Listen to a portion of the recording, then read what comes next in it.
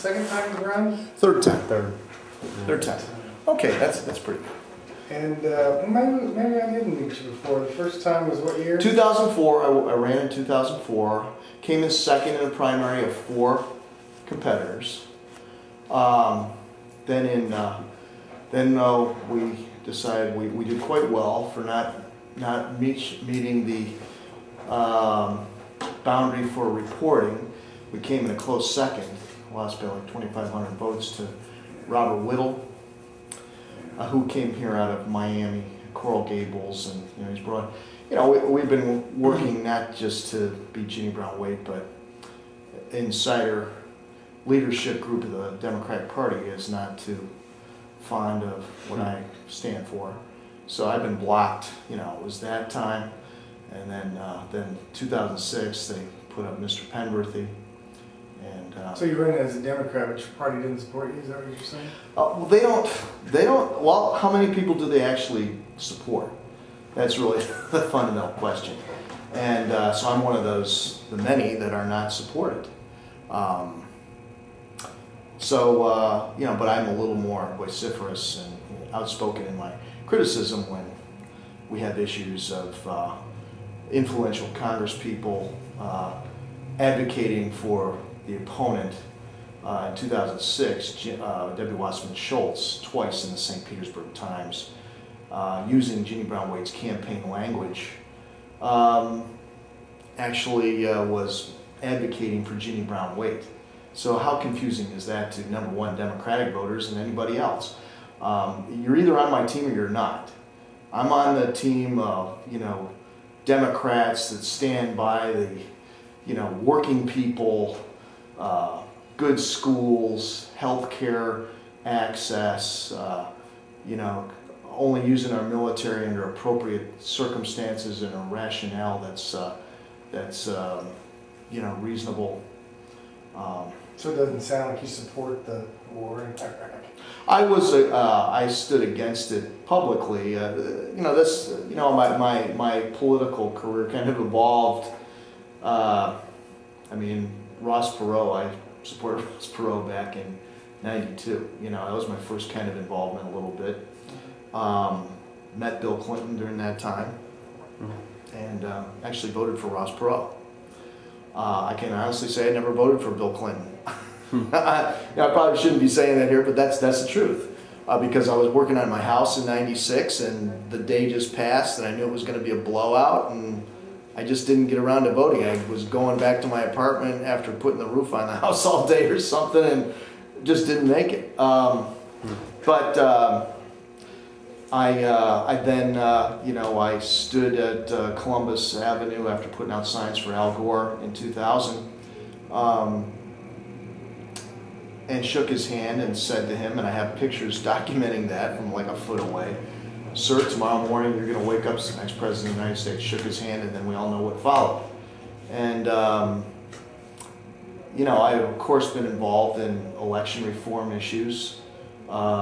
Since then, that was part of my motivation for getting into politics. I've met political players, people that are elected officials and so on, and took a measure of them when I had my interactions with them and watched them on television and heard them speak and read what they're about, and I said, you know what, I think I can do better. And so that's really how I've gotten into this thing. My father was a very black and white guy.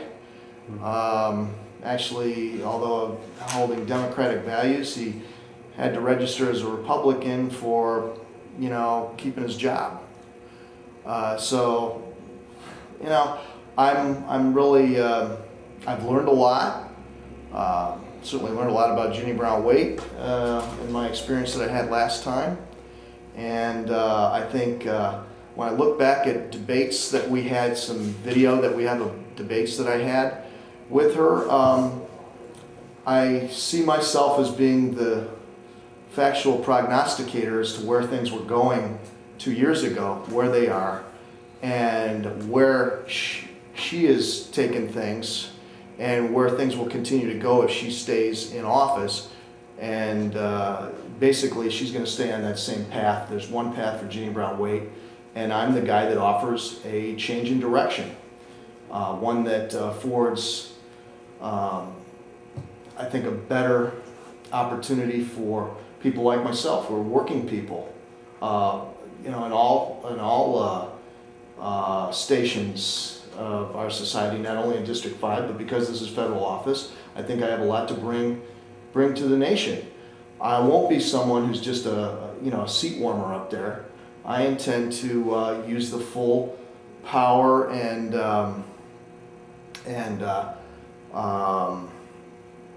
actions that can be taken by a congressman to move forward agendas on behalf of Middle America. What would you do differently, or what are you going to do differently in this campaign than you did in the last campaign? Smile a lot more.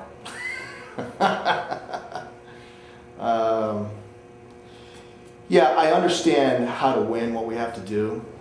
And what we have to do is be able to get my message out to the masses. You know, I feel very comfortable on how I performed when I was one-on-one with Ginny Brown-Waite in the debates or forums. I think I comfortably won over those audiences of 200 or 300 people, but that's not going to win you an election. You can't depend on, you know, the news media. No problem here. You can't depend on the news media to carry your water, carry your message, and so what we have to do, and what we're about now, that's part of what that brochure is there, is to gain the resources necessary. I think I have a solid political record of unwavering. You know, I'm not a guy who has an elastic spine. I have a spine. I've demonstrated that, you know, since I've gotten into this, and that's what people are looking for. People are understanding that, be they their representatives, be they Republican or Democrat, there is little, I guess, representative courtesy paid to working people, average people, be they the guy that sweeps the floor or the guy that opens your head or your chest in the operating room. They're not getting much representation from the people in office, but corporate America, the insurance companies, banking, oil industry, corporate America is getting plenty of representation, and vis-a-vis the service of their benefactor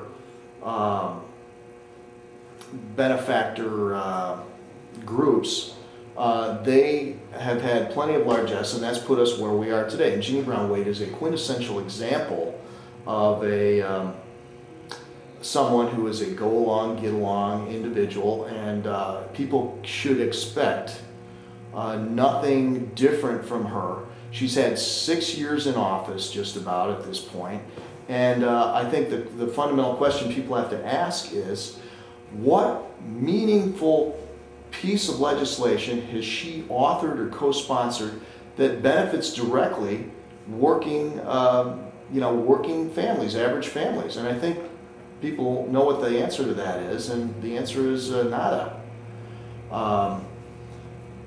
You know, she's recently, recently and in the past reported as using, you know, she's not fiscally conservative. She uses taxpayer dollars to send out meaningless fluff to the tune of, in 2006, she was the biggest user of the taxpayer-funded franking privilege of any congressman in the land. And she's like, she's #1 in Florida by a huge margin of any elected official, by a factor of like triple the next closest person. It's really all about, she's very, you know, it's one thing to be good at getting elected, but then what do you do once you're elected? And, Ginny takes care of those that support her campaign, support her politically and financially, but what does she do for ordinary people? When the veterans, one of the most important objectives that the veterans have had, and she'll tell you all day long she's a friend of the veterans, and they love her. Well, that's what she tells you. Okay, that's what she tells her. One of my motivations for running this time was all the emails I was receiving from veterans complaining about a variety of issues. One of the key issues for veterans has been mandatory funding of the Veterans Administration. Well, you know what? She voted against that. And then I was talking to one of my veteran friends, a Purple Heart winner in Vietnam last night, and he said, you know, when she voted for that, I called her office, and they told her, her rep, whoever it was in the office, I won't name any names, but a secretary in the office or something, said, listen, we think that's the best thing for veterans and their family to not to fund the Veterans Administration. So how does that fly? That doesn't fly very well. To me, to my line of thinking, you want the Veterans Administration not to be a political football that's off on the sidelines, secondarily considered, especially when you consider when you're looking at, well, we're funding a war. So the way it's been characterized by veterans to me is that, that's the back end. The Veterans Administration is the back end. And you know what? I actually worked for 4 months on a contract over at the emergency room at James Haley in Tampa. And I heard a lot of this from veterans I actually provided care for over in, in that experience. Notwithstanding all the veterans I've taken care of all over the years in other hospitals, but it's a different atmosphere in the Veterans Administration facility.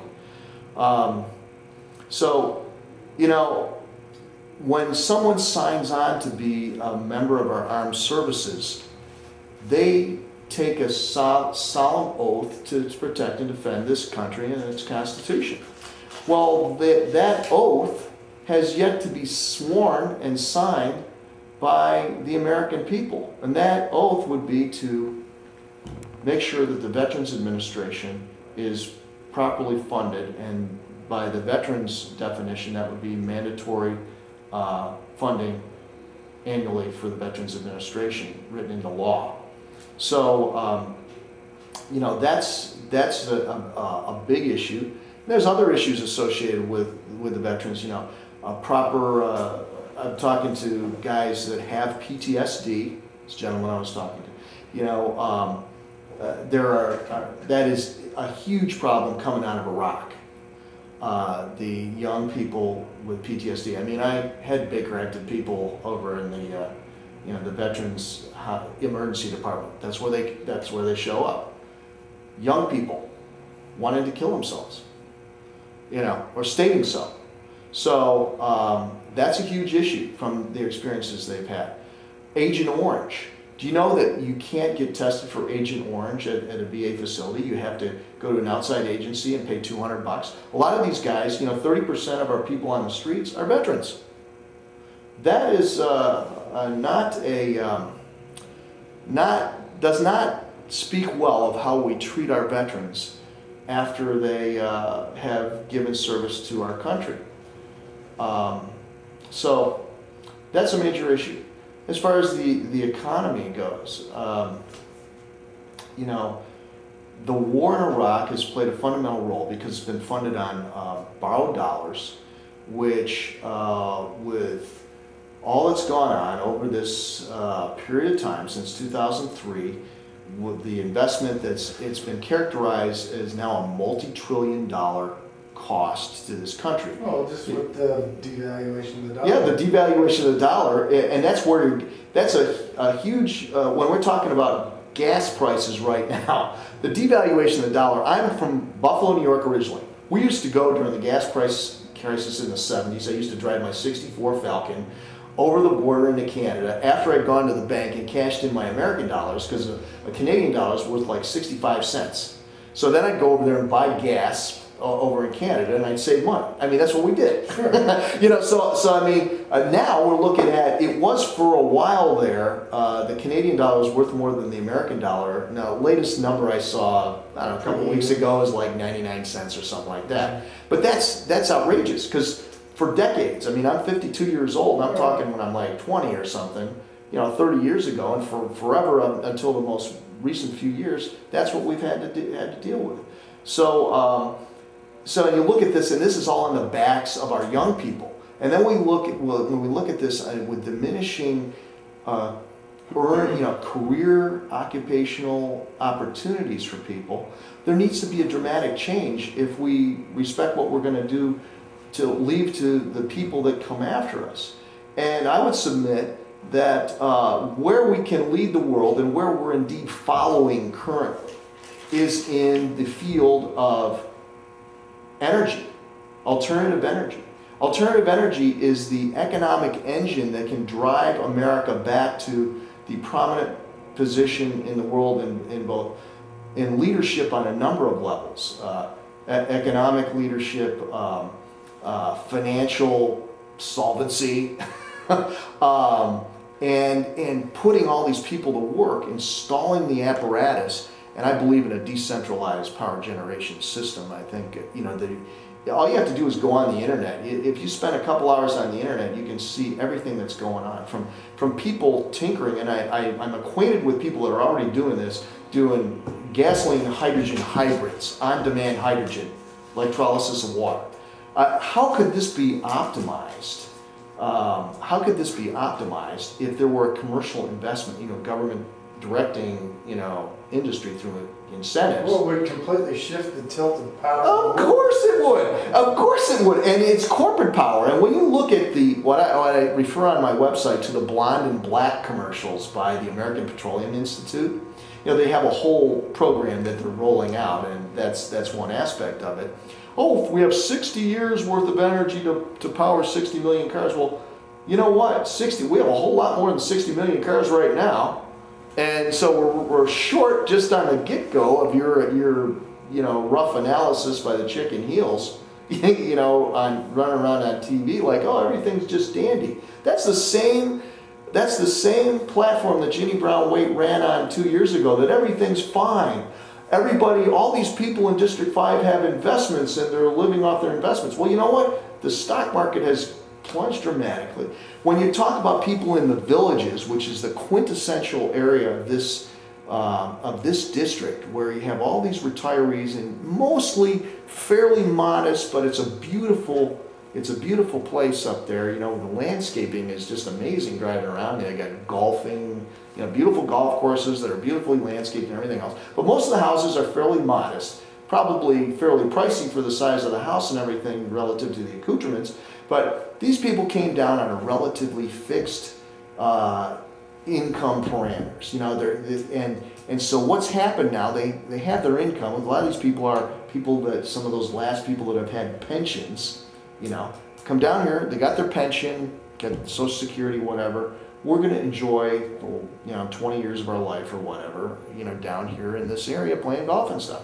Well, problem is the costs have gotten so far out of line. Devaluation of the dollar contributing to everything. It's not just gasoline. Diesel is more important than gasoline, because how does everything get to our stores? On trucks. And while this is a very poignant example, when you talk about the villages and all these people up there, these relatively well-off retirees, most people, including us in this room, I would fairly well accurately represent, we have a relatively fixed income stream. We get our salary every week, our check. And again, it's the same thing. What's happened? The costs have gotten way out of line. And the costs, when we talk about this devaluation of the dollar, and then we look at the economy and how it's a relatively homogeneous economy here in this area, Hernando County and Citrus County in particular, being really geared towards development and construction and everything, and how this whole cascade of events with the mortgage crisis has really stepped into crush. Well, Florida's one of the worst in the country. The second or third, fourth worst counties in the state of Florida are Hernando and Citrus County in this thing. And so now what you have here, well, I went to the Citrus County Board of Realtors, little endorsement interview, and I doubt that I'm going to be endorsed statewide, because they're just going to probably rubber stamp Ginny Brown-Waite again, because I think it's run by Republicans. But the bottom line is, the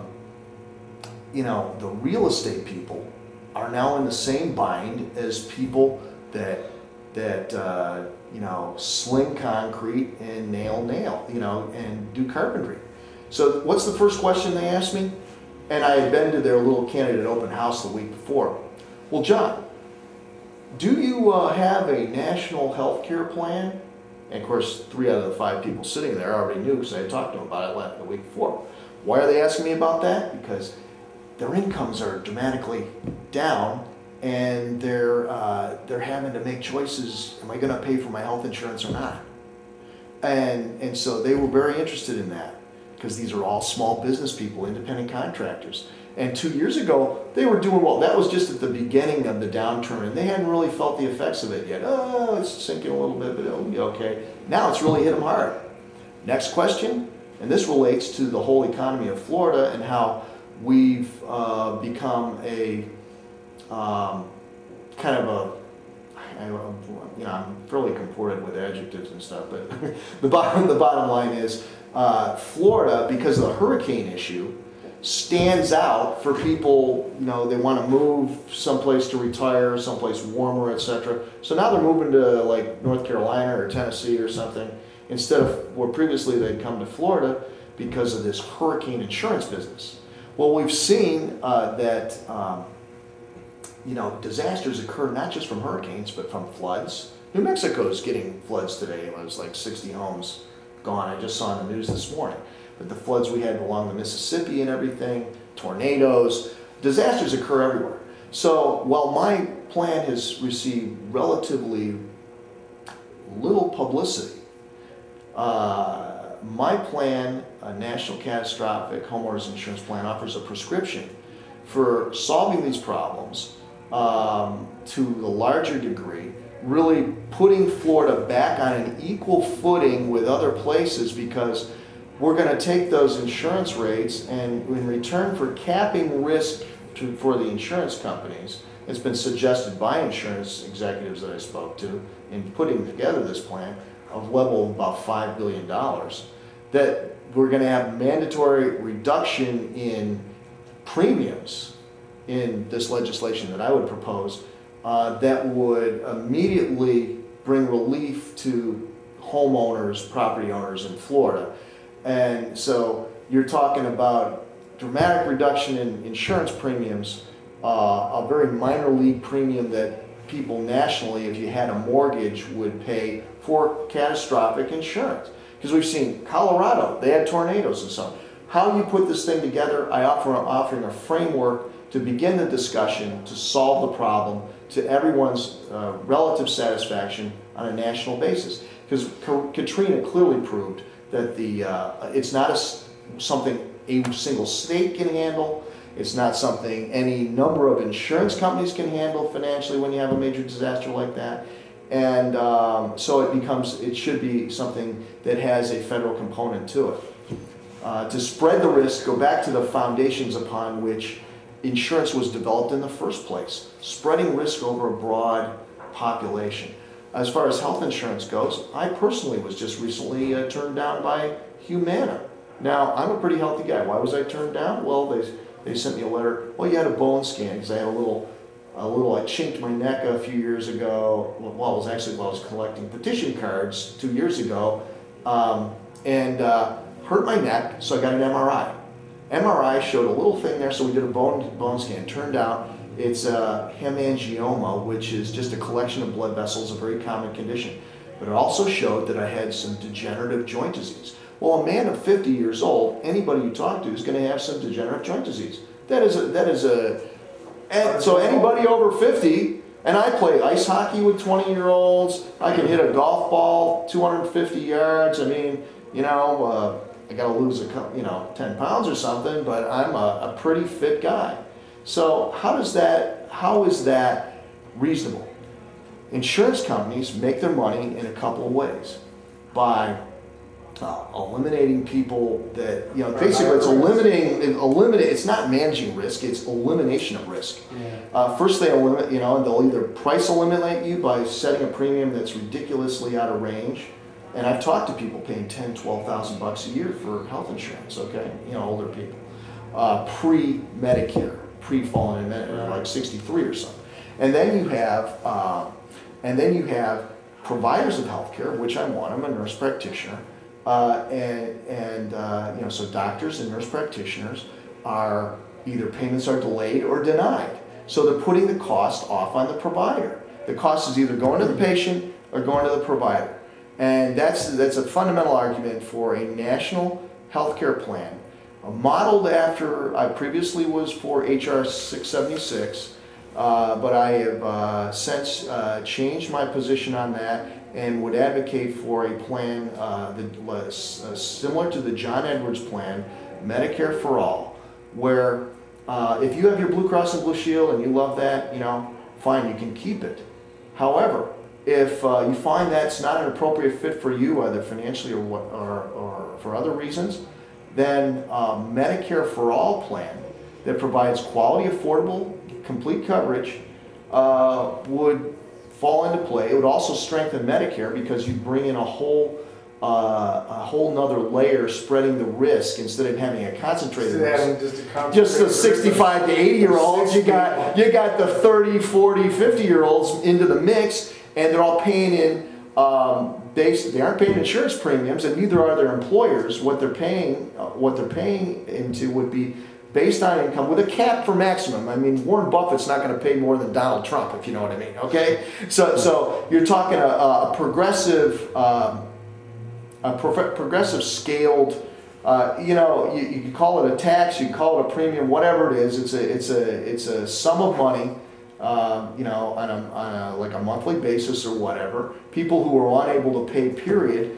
they would fall into the, you know, some, you know, like Medicare or Social Security, disability or whatever. But all in all, be a very, you know, I'm just using that as an example, okay? Mm-hmm. But you see what I mean. So we have full coverage if people want it. They want to keep Blue Cross and Blue Shield. We're not forcing you out of that. So you can't have Rush Limbaugh arguing against it, saying, well, you're going to have to give up your private insurance company. No, you're not. What's going to happen over time is people are going to find out, hey, I'm getting the same care that I would get if I had Humana or, you know, Blue Cross and Blue Shield or AdMed or whatever, maybe even better.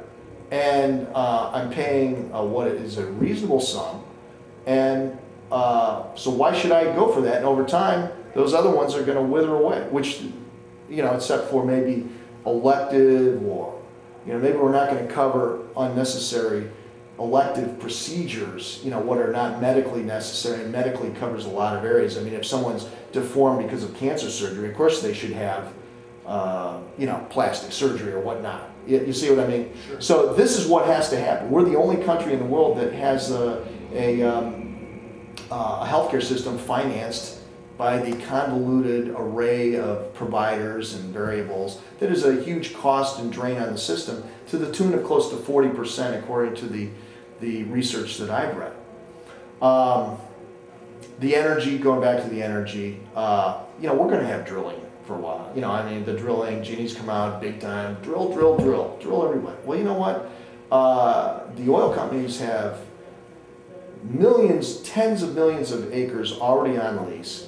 And what this is really about, this is about, have you guys heard of the book by Naomi Klein called Shock Doctrine? You need to take a look at it. Because what we're talking about is the use of fear, unusual circumstances that are used by the private, by the corporate America. They did this over, remember the flood over in, the massive tidal wave over in Indonesia? Mm-hmm. All the people, that was like a subsistence economy. The tsunami from the tsunami, yeah. And all those people lived, that's a beautiful area, the people lived on the beach, subsistence fishing on the beach, it was like an idyllic place. What happened? For years, you know, the government wanted to get those people off that beach so they could put up hotels and stuff. Well, the flood did the trick. They moved them all inland, had military people, you know, policing them, and then it was like a, you know, all taken over, and the people couldn't go back to their old ways. They were put inland, and the corporate, you know, the hotel industry was taken over. Of course, government officials were on the take and everything on that whole deal. And the same sorts of things happened with Katrina in New Orleans. We see a great displacement of, we'll say, the indigenous people of New Orleans, which really are what made that city. You know, the musicians and everything didn't make a lot of money, but that was the culture. the culture displaced, and now we have new gaming facilities and all that stuff going in. And the same thing is occurring with the oil. We've got to drill. We've got to drill. We've got to get the oil now. Well, of course, the oil companies down the road, given that 60-year doctrine of 60 million cars and so on and so forth, that doctrine, they want to continue to sell oil at higher and higher prices because that's how they make more money. So if you give away all the leases today, if you just said, okay, all the outer continental shelf, go to Alaska and knock yourselves out and drill till the cows come home, our demand is such. That's really the issue. The issue is the demand. And when you got a guy like T. Boone Pickens, who knows oil better than anybody you could ever find, says that, you know what, we are at peak oil. The most we can ever produce, no matter what we do, is 85 million barrels a day. And demand is 87 million barrels a day. So how are we going to do that? How is this going to happen? We've got to change. And now is the genesis of change is the rising price. I don't like paying $4 for gas. And I don't think people that have gotten us here who have demonstrate a complete lack of foresight and seeing this happening. I saw this happening back when SUVs first came on the market. It's very simple economics. You're having a shift in demand because you're going away from cars that are getting 25 miles a gallon back to like 16 miles a gallon or something. It's a shift in demand. Demand goes up, and the more and more popular these things got, and the bigger and more ridiculous they got, then the more oil was required, and the price is going to go up. And sure enough, we watched that price go up. And so we have no flexibility in our gasoline is a strategic commodity for this country at this place in time, because it is when we talk about commodities, there's price elasticity of demand. An elastic commodity is one that has, and I'm sure Ginny, I could get in a discussion with this and she wouldn't have the foggiest idea what I'm talking about. Price elasticity of demand, you have many substitutes like, say the price of coffee goes up. Well, I can drink tea, or I can drink pop, or I can drink water, or orange juice, or apple juice. But with gasoline, we have a focused economy that depends on gasoline every single day. And when is it, if not now, when do we begin the transition away from fossil fuels? Notwithstanding the fact that the North Pole, the ice that makes up the North Pole has a good chance this year of being open water during the summer. It's like 50 or 75% chance of being open water, the North Pole. I mean, is that absolutely outrageous? So something's happening. Whether it's, I heard a guy, I can't remember his name, but the anthropological causes, which are man-made, that's a definition, the scientific definition of man-made, there is no doubt, absolutely, that we are contributing greatly to the changes in the weather. Now, that may be that we're just compounding a cycle. Okay, my perspective. But you know what? Is this something we can take, that we can realistically take a chance on? Just ignore it. I don't think so, because we only have one planet. I haven't seen that we've gone to any other planets. I mean, there may be other planets like Earth, and I believe there probably are somewhere in the universe. They're finding this with the Hubble. I don't think we got enough gas to get there, though. Yeah, you don't have enough gas to get there. So what we're talking. What should Congress do then? What should Congress do? Congress needs to. Way Congress can work is by using incentives to move industry in a particular direction.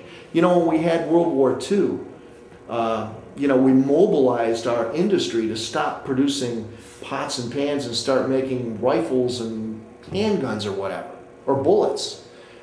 This is our war for energy independence, economic independence, because how can we say that we have an independent economy when we're so dependent on a fundamental component that makes our economy run? When you have guys driving diesel semis, and they're leaving their trucks on the side of the road and telling the creditors to pick those things up, we're in trouble.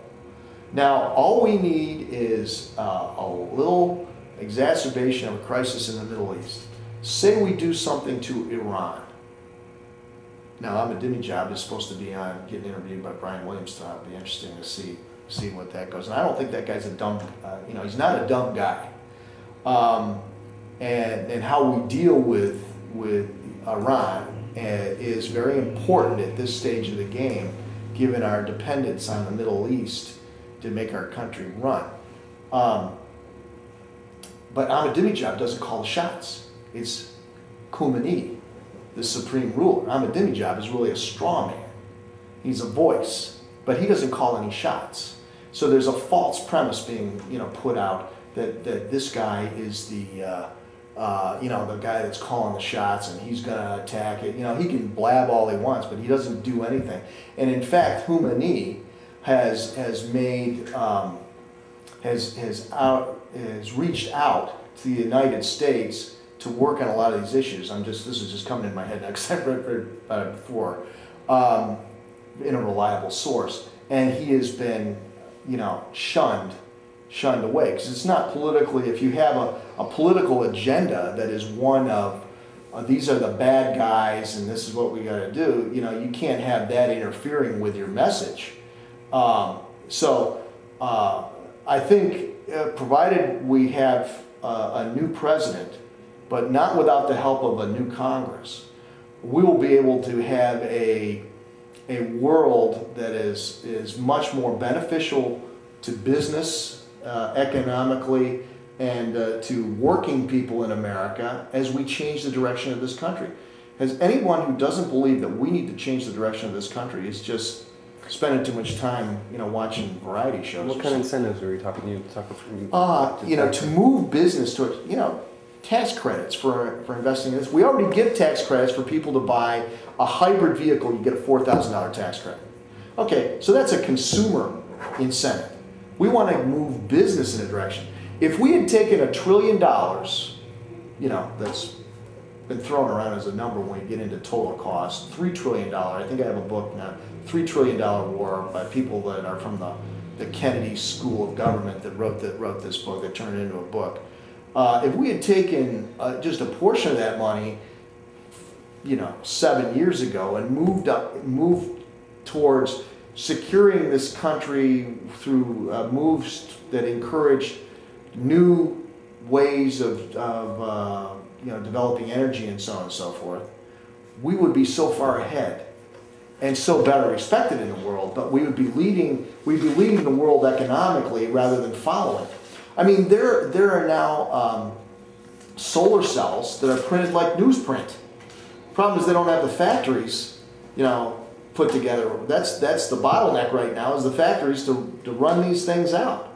I mean, these are the directions we have to go. It's clean energy. It provides good quality jobs with installation and maintenance of these. And it's a national security issue, because with a decentralized system of power generation, you don't have a single power plant that is a bullseye target. If every home is its own contributor to the power grid through combinations of there's little piezo generators. They're very tiny fans that will generate electricity, small amounts of electricity with just the slightest waft of a breeze. So if you have 500 of those on a roof someplace, or in combination with solar cells, depending on the geography, the geographic climatic conditions, we will have endless supply of extremely cheap energy, and our focus can be on moving forward. Primarily, corporate America is interested in restraining progress, because what does progress do? As I think alluded to earlier, progress really tears up old business models. The 100-year-old business models. It's a huge shift. Yeah, I mean, my first question is well, then what we have for the PSC? Exactly. You're not harming anything. I mean, there's no harm. There's no potential for harm generated, and so it's this alliance between entrenched politicians. If you look at that thing, you look at that brochure in there, I talk about that and this is where the public is at. You know, working America is being crushed by insider America's near total dominance over Washington politicians. We saw that with the FISA deal, legislation. We want to secure our freedoms. We want to restore and preserve the integrity of the U.S. Constitution, which has been a wonderful document that served our country well for, what are we nearing, 300 years here or something? I mean, this is important stuff. And because we're in such a dynamic period, I don't think we can afford to have people in Congress who are without the skill set, the problem-solving abilities demonstrated to execute successfully the changes in policy that are going to be necessary to move our country forward and out of its, this abyss that we've found ourselves in. I'm just a regular guy. I'm a working guy. I am Mr. Smith if we're successful in this endeavor. And I think most people should be, if they don't... What happens is Mr. Smith goes to Washington and he becomes part of the good old boys. Yeah. I mean, that is... You wouldn't have been the first one to say that to me, but you know what? I think your power is cumulative based on your ability not to be bought. I mean, that's just it. The stronger Constitution you have, the much less likely it is that you're going to fall into the same trap. We know the trap is there, but there is I don't believe that the Congresswoman understands what an honor it is to represent 600,000 people on national affairs. I think she views it, in fact, I know she views it more as an expectation. When I was at an event in Pasco County, Newport Richey, in 2006, she stood there on the dais there, giving her a little spiel, and the little representative button on her collar, and she stood there and said, well, I'm one of only so many people that's ever worn this button. So basically she's insinuating that she should be returned to office just because she's been in office. I mean, that is not the rationale here that people are looking for at this point. The pain is there. That's why it's highly more likely that someone other than the incumbent, and this applies to not just Republicans, it applies equally to Democrats. Incumbent is not a good term to be coined with, I believe, this election, because someone is responsible, someone is accountable. It's been demonstrated in the events that I've gone to, having now this being the third time I've done this, the interest level is much greater, the attendance is much greater, the initiative, and I'm not just talking Democrats, I'm talking Republicans. People I know are Republicans. Their ears are open, their minds are open, they're ready for change. All they need to know is that the person that they're voting for change is not someone who, has too many warts. That's principally it. I'm sorry that our world has come to this where the price of food has gotten so high, the opportunities have shrunken so much. I'm fairly lucky because I'm in a field where demand doesn't go away, and provided I don't spend way beyond my means, I'm going to be able to keep myself in business. But for so many people who are in areas that are directly affected by my fiance, she has had her career very much adversely affected by the economic downturn. She's an environmental scientist that like assesses gas stations, tank leakage, does all that sort of thing when real estate transactions occur. Well, the transactions have dropped dramatically, so her amount of work has dropped so much.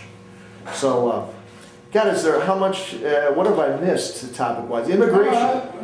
Immigration, she was trying to insinuate, I looked at some of the tapes and she was insinuating I was going to give Social Security benefits to illegal immigrants. Nonsense. So I've learned some of the tactics that are being used against me. I have a comprehensive immigration plan that basically has been alluded to by Pat Buchanan on Lou Dobbs and everything else, since the election. I'm not going to say that he got his information from me, but it shows you what page I'm on. We've got to protect American jobs, and we can't allow business to profit through taking advantage of illegal immigrants and their willingness to work for lesser wages in lesser working conditions that are unacceptable to domestic American labor. It's not that Americans won't do certain jobs. This is not just fruit picking. It's doing certain jobs for what price. It lowers the standard of living. It's lowering the standard for, yeah. And like I say, for every illegal immigrant that comes into this country,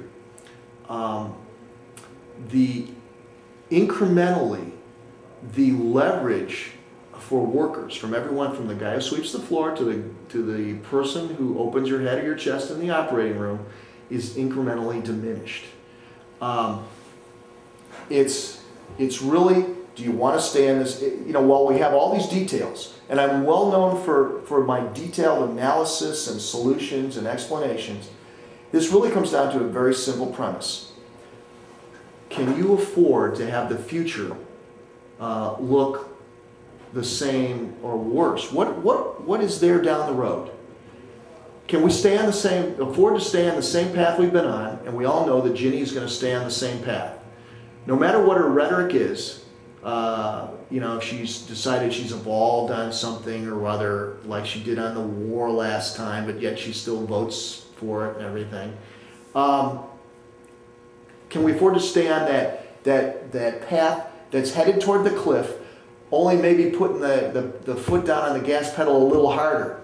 Because that's what she offers. I offer a change in direction, and when we're talking about representing people, Ginny, represents well those people that support her campaign, her financially, her campaign politically, if they go out and shout on the street corner for her. And this is from veterans that I've talked to, but she doesn't support everyone else. I've had air traffic controllers, talk to them. She walked out of a meeting in Washington, when they're in Washington.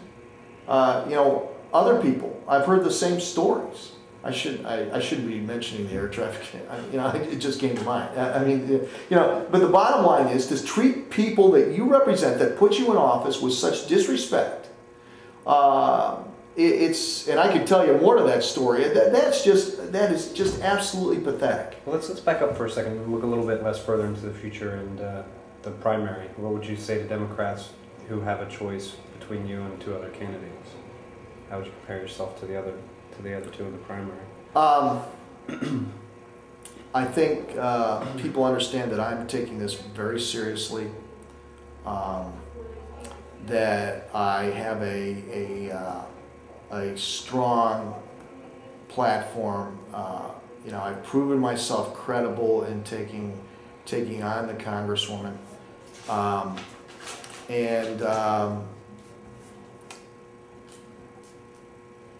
you have to look at the motivations for running.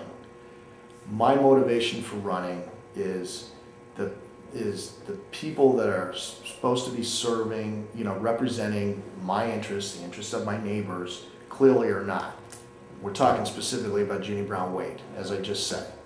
I believe I can do a better job. I believe I have the experiential background. Clearly my academic background is very, very well suited for understanding the issues.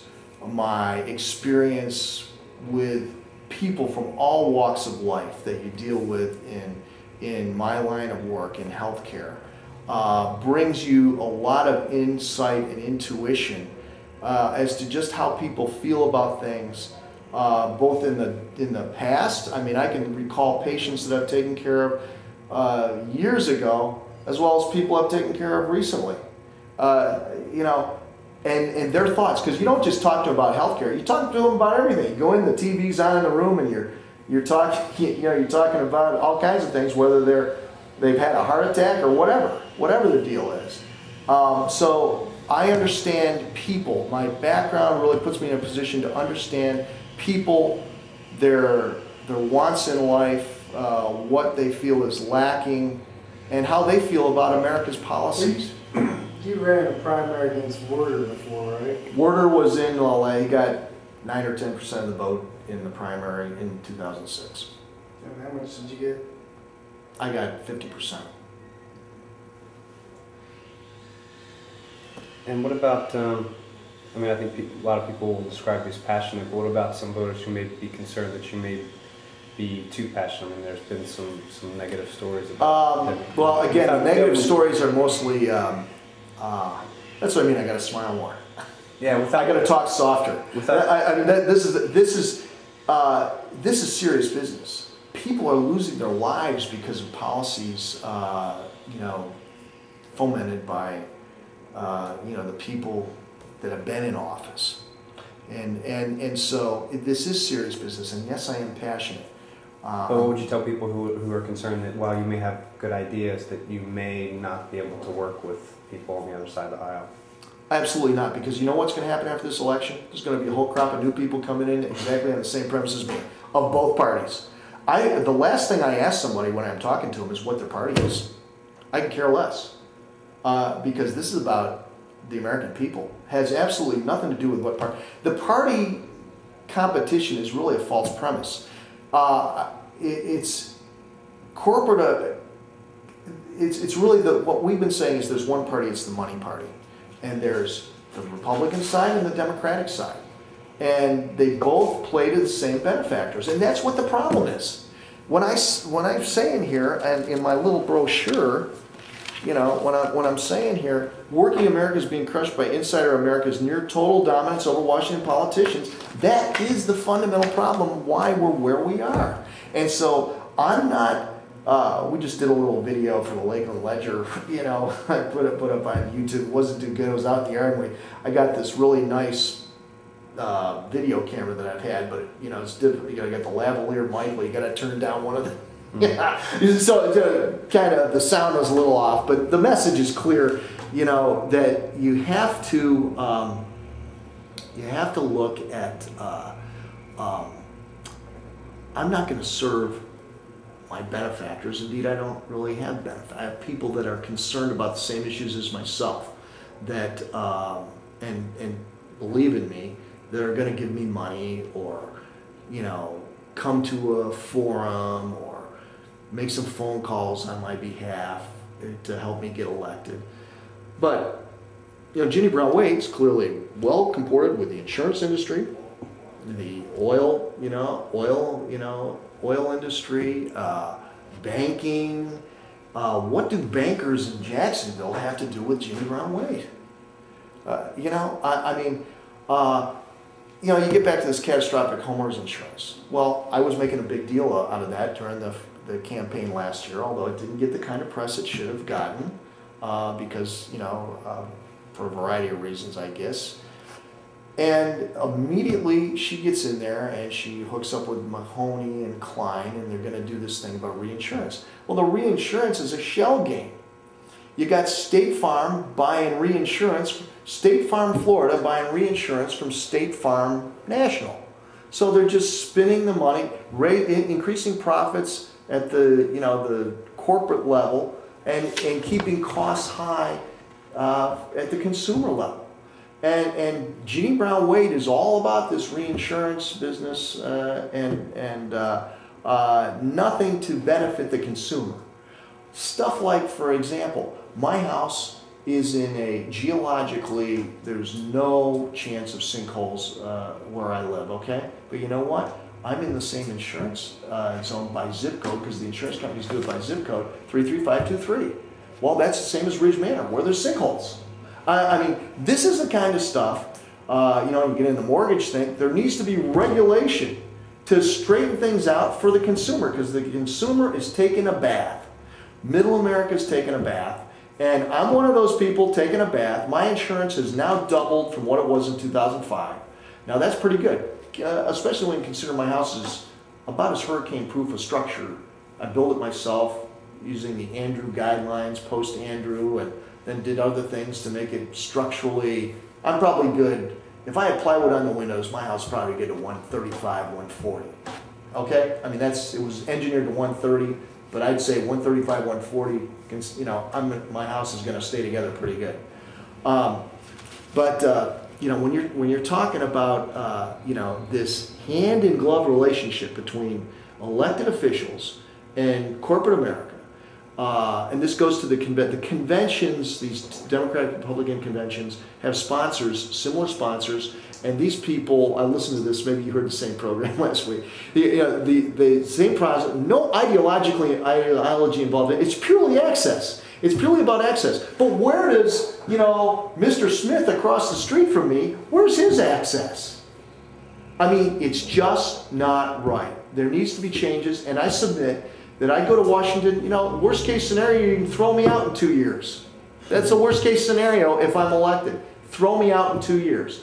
But you know what? I don't think you will. Because you know what? When you call my office, nobody's going to ask you who you support in the election, what your political affiliation is. And these are true stories too. You know the little speak out, veteran speak out deal we had? Mm-hmm. I talked to a veteran who had emailed me, and he said he got a message on his telephone answering machine, basically an implied threat that that if he attended this event and participated actively, that future veterans, you know, decisions would be maybe adverse to his, you know, provide adverse outcomes. Now that is outrageous. Now this guy, I don't know him from Adam, but he's got problems, and he's looking for his, you know, he's looking to he had back problems. He was like an engineer type guy. He was in the Coast Guard, career guy, and so this kind of, and I'm not saying Ginny Brown-Waite had anything to do with this. That may be some of her supporters, you know, the freelancing, but when we have such a hand-in-glove relationship between corporate America and the legislative branch, how can we expect to have good policy? You know, most of them are millionaires. You know, they're all tied into this Washington flow, and so we see the kind of policy that we get out of this. Now you're talking about me being brash. It may be in some people's estimation that to be straightforward and say, you know, Ginny Brown-Waite is taking $157,000 from the finance and insurance industry. Do you really think she's going to do anything about your homeowner's insurance? That was what I said last year. Well, you know what? That was the facts. That's off her FEC reports. I mean, that's not me making something up. To be inappropriate is to concoct, you know, I would submit that Ginny Brown-Waite's inappropriate when she suggests, you know, insinuates that I'm going to give Social Security benefits to illegal immigrants. You know, but I think she does it in a different tone, and that's probably... Oh, the smiley, that's yeah. probably, yeah. That's probably the... And she's a woman, and, you know, you can't do... So I have to smile, talk more softly, less authoritatively. I have to be softer. I have to do less suits and more golf shirts. And, you know, I mean, listen, the little old ladies love me when I take care of them in the hospital. You know, and they're half naked most of the time. You know, so the little old ladies love me. Okay? So it's like, It's not a question of me not being a likable guy. What I am, I do take what I'm doing very seriously. I wouldn't do this if I didn't think it was important, and that people like us sitting in this room are at risk. I mean, all we have to do is attack Iran tomorrow, or Israel attack Iran tomorrow, and the Iranians sink a couple of tankers in the Straits of Hormuz. Where do you think gas is going to go? What do you just get to, in that region, talking about Iraq, prompt, safe, effective withdrawal? Do you have a more specific idea of what you think that might be? I think you know, I don't design these, I'm not a military guy, but you know what it is, it's the role of the civilian leadership, you know, principally at the executive branch, but with input from the legislative branch, that they set what the policy and general strategy is, and then you have the military people design a plan to implement most efficiently and effectively that strategy. Now, when we set this time frame that's been bandied about 16 months, and I guess there's a calculation there on how many brigades, whatnot, you pull out a month, and then in line with that, you're transitioning to Iraqi forces, and I think the role would be that we're continuing to train, maybe at an accelerated pace, Iraqi forces. We should not, and assisting them continually, even after pullout, probably with some logistical support, material. I don't think they have a manufacturing capacity, but you know, to assist them in their role of keeping their country secure, notwithstanding the need for political, you know, getting together politically, the various factions there. And I think once we get our troops generally on it, and make no mistake, our troops doing what they've been assigned to do have done a fantastic job. I think anybody's going to say that. And I've talked to, you know, young men principally that have been over there and have told me some of the stories of their. I had one guy on Facebook or whatever that I talked to for like 2 hours one night, who was over there. I think he was going back again. And you know, I heard all about the kind of work that we're doing to help the Iraqi people get back on their feet. This is notwithstanding all the thousands and thousands of, you know, collateral damage casualties that have been incurred in this effort throughout you know, this entire time. But when we talk about pulling out, I think, you know, the military, you know,